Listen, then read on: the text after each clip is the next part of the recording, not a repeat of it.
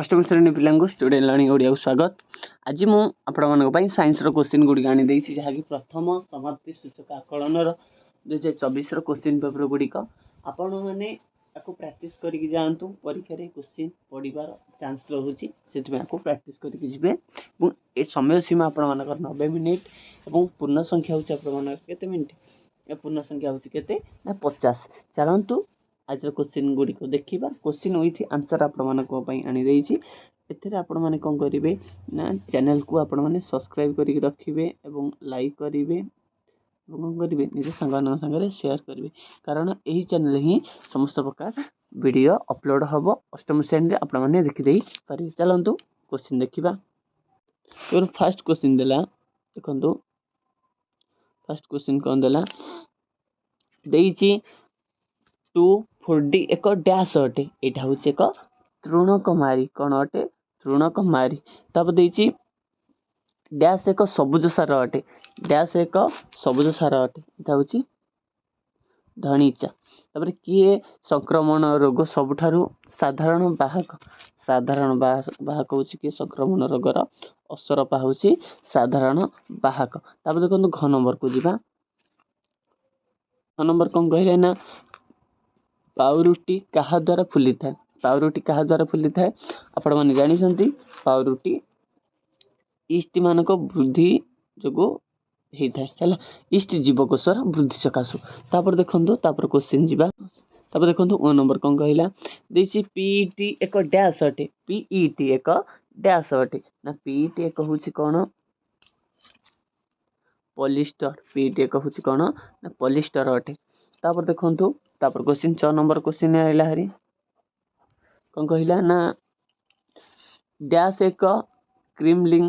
लिंकर्ड plastic हम option number B हम फर्मिका हम। तब अधिकांश धातु प्रसारणशील यह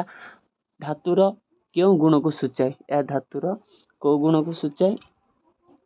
आर आंसर हूँ भौतिक गुण को सूचाए कौ गुण भौतिक गुण। तापर क्वेश्चन देखो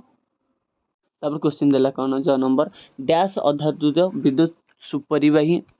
अधातुटी विद्युत सुपरिवाही से हूँ किए से हूँ ग्राफाइट कि आमर ग्राफाइट हम। तब देखिए नवीकरण अयोग्य शक्तिर उत्सर सृष्टि होती आंसर हूँ ऑप्शन नंबर सी जीवर अवशेष। तब ओ नंबर कहला ओ नंबर कौन कहला ना विशुद्ध कार्बन डैश अटे एक कौन अटे विशुद्ध कार्बन कौन अटे एक विशुद्ध कार्बन एक कोक अटे ऑप्शन नंबर डी हम कोक। तब परवर्ती प्रश्न देखो क्वेश्चन देला देछि प्लास्टिक को पोड़ीबा बा फोपाड़ा अनुचित कहीं ना पोड़े कौन हम ना वायुमंडल दूषित हम वायुमंडल दूषित हेले कौन हम अंगारकाम्ल गैस बढ़ है मन रखु आ पोड़ा द्वारा कौन हम एक मूर्तिका कौन हम नष्ट हो मूर्तिका नष्ट हेले चाषबास कौन हम नष्ट हम बा जो भल हेब नहीं बुझीगला। ता परवर्ती प्रश्न देखो धातु और अधातु मध्य पार्थक्य ना धातु हूँ विद्युत धातु अधातु मध्य पार्थक्य ना धातु हूँ विद्युत कौन सुपरिवाही यहाँ हूँ कौन सुपरिवाही किंतु अधातु हूँ कौन कुपरिवाही कौन कुपरिवाही अटे। तापर यहाँ हूँ कौन हम ना यहाँ सुपरिवाही यहाँ हूँ कुपरिवाही अधातु ये हूँ कौन यह हूँ नमनीय यह हूँ कौन नमनीय यहाँ हूँ कौन अनमनीय अधातु अनमनीय। आर उदाहरण हूँ अधातुर ग्राफाइट किंतु आर उदाहरण हूँ कौन लुहा हो सुना हो सब अलंगा सब कौन जी धातुरे जी हेरी। परवर्ती प्रश्न देखो तापर क्वेश्चन है जीवाश्म ईंधन बचाई कौन कराब यहाँ आमको धीरे धीरे व्यवहार करने आवश्यक एवं आम जेकोसी पाख जगह को जीवा ताले आम गाड़ी मोटर व्यवहार न करी साइकेल व्यवहार करने उचित। ता परवर्ती प्रश्न देखो घ नंबर कहला पेट्रोल एवं सीएनजी मध्य क्यों ईंधन व्यवहार करियो काहेकि आमे सीएनजी व्यवहार करिया कंप्रेस्ड नेचुरल गैस एटा होची वायु प्रदूषण बेसी करिवो नहीं ये वायु प्रदूषण करिवो नहीं किंतु पेट्रोलियम व्यवहार ये वायु प्रदूषण करिवो सत किंतु या सरीबाकू बसिछि सेतिमे याकू बेसी व्यवहार करा जिवो नहीं काहू व्यवहार करा जिवो सीएनजी को व्यवहार करा जिवो कंप्रेस्ड नेचुरल गैस तापर देखंतु 1 नंबर को जिवा देखंतु ग्लोबल वार्मिंग कोन हबो देखंतु ये धीरे धीरे विश्वतापन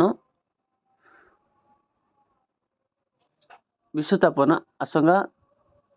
बा विश्वतापीय की प्रकार क्षति करवा आवश्यक ना ग्लोबल वार्मिंग कौन करुच्ची ना धीरे धीरे कौन करुच्ची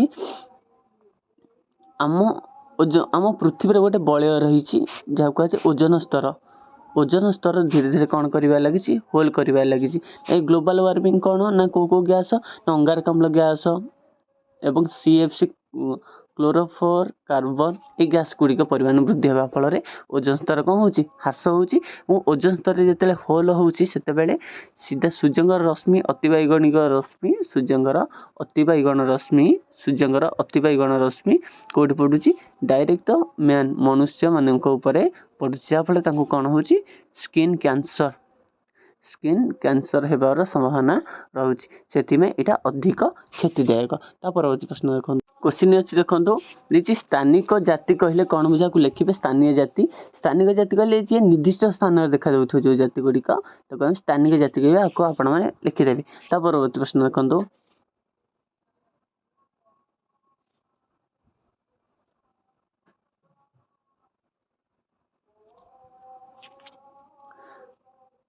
तापर क्वेश्चन आइला हरी कौन देखिए आइला हरी आधुनिक